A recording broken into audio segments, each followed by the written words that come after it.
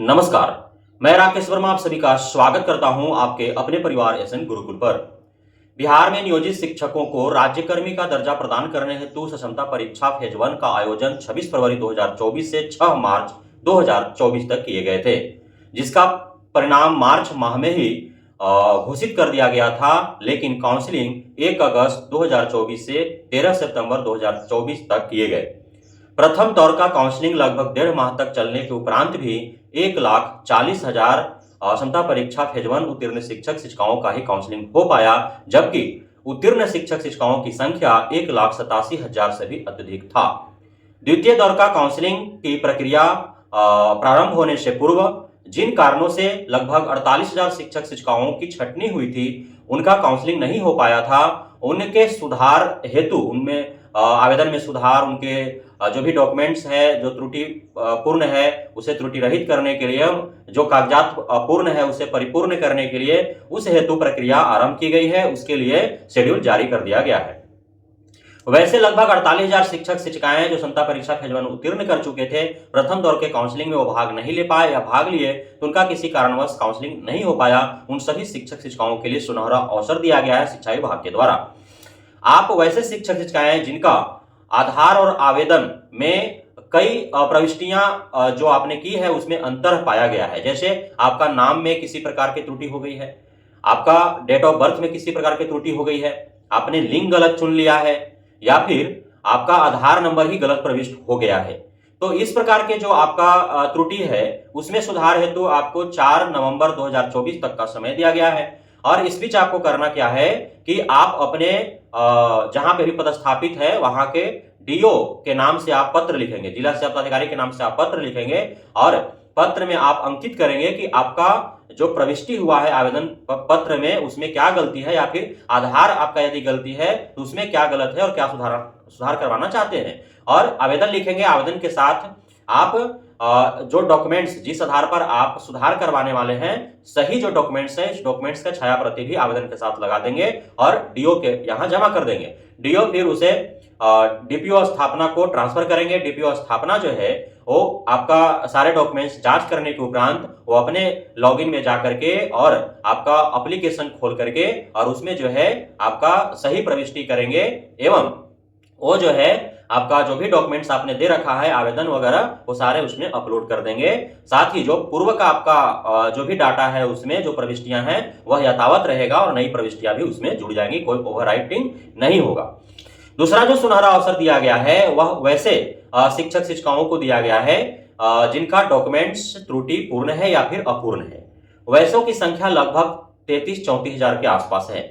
23,801 ऐसे शिक्षक शिक्षिकाएं हैं जिनका डॉक्यूमेंट्स में एक या एक से अत्यधिक कागजातों में समस्या है, किसी न किसी प्रकार की त्रुटियां हैं। और लगभग 10,000 ऐसे शिक्षक शिक्षिकाएं हैं जिनके पास कोई ना कोई अपना मूल कागजात ही नहीं है।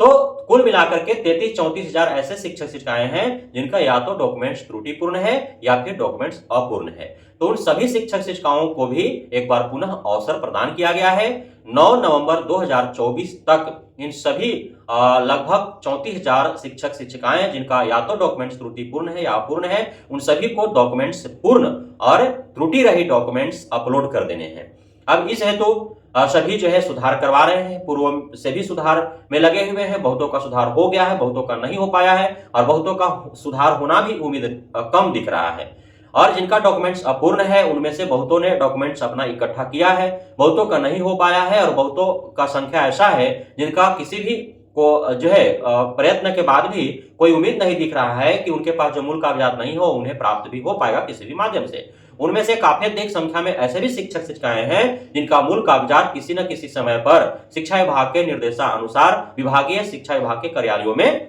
जमा है और वहां से वो खो गया है, इन्हें मिल नहीं पा रहा है। लेकिन अब तक बार बार आवाज उठाने के उपरांत भी शिक्षा विभाग के द्वारा उनके लिए कोई वैकल्पिक व्यवस्था नहीं दिया गया है, कोई गाइडलाइन जारी नहीं किए गए हैं कि वैसे शिक्षक शिक्षिकाएं जिनका सारे कागजात तो हैं लेकिन कोई एक मूल कागजात जो है वो कभी कभार शिक्षा विभाग के निर्देशानुसार किसी प्रखंड या जिला स्तरीय के जो शाखीय शिक्षा विभाग के कार्यालय है वहां पे जमा हो गया और वहां से उनको रिटर्न नहीं मिल पाया, जिस कारण वो काउंसलिंग नहीं करा पाए हैं, तो उनके लिए क्या गाइडलाइन है, क्या मार्गदर्शन है और क्या उनके लिए वैकल्पिक व्यवस्था है। तो उनके लिए मैं पुनः एक बार आवाज उठाना चाहता हूं, क्योंकि विभागीय गलतियों के कारण कोई राज्यकर्मी नहीं बन पा रहा है, तो उसके लिए विभाग अपना दोष मानते हुए उन सभी शिक्षक शिक्षिकाओं को उस मूल कागजात के जमा कराने में छूट देते हुए और उन्हें जो है वो राज्यकर्मी का दर्जा प्रदान किया जाए। और जिनका स्वयं ही खो गया है या जो त्रुटिपूर्ण डॉक्यूमेंट्स है वो नहीं करा पा रहे हैं सही, यदि त्रुटि रहित नहीं करा पा रहे हैं तो उसके लिए विभाग स्वतंत्र है कि उनको राज्यकर्मी का दर्जा प्रदान करे अथवा नियोजित ही रखे। अब वैसे शिक्षक शिक्षिकाएं जो किसी भी परिस्थिति में डॉक्यूमेंट्स नहीं दे पाते हैं, अपलोड नहीं कर पाते हैं, तो विभाग उन्हें करार देगी कि वे शिक्षक शिक्षिकाएं क्या हैं, तो उनके पास जो है डॉक्यूमेंट्स नहीं होने के कारण वो परीक्षा में असफल हो गए।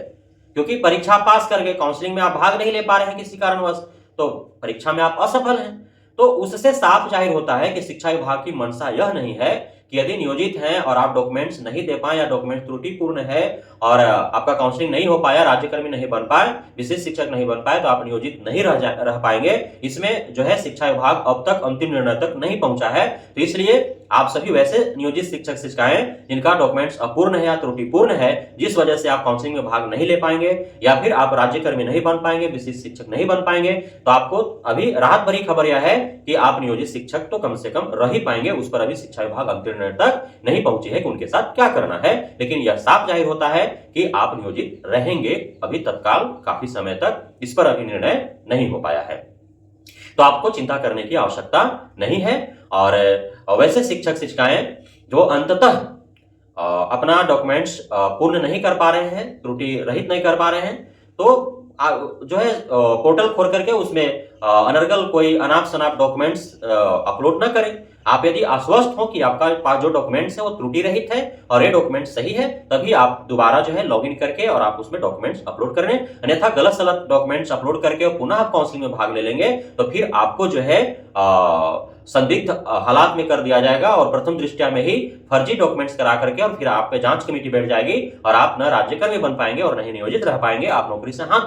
धो देंगे। इसलिए आपको थोड़ा सा होशियारी रहना है, आपको सतर्क रहना है, सचेत रहना है। यदि आप राज्यकर्मी न बन पाए तो गलत तरीके से राज्यकर्मी बनने का प्रयत्न न करें, नहीं तो राज्यकर्मी बनने के लालसा में आप नियोजित भी नहीं रह पाएंगे, आपका पूरा जीवन बर्बाद हो जाएगा। तो इसका विशेष आपको ध्यान रखना है। और साथ ही वैसे नियोजित शिक्षक शिक्षिकाएं जिनका आधार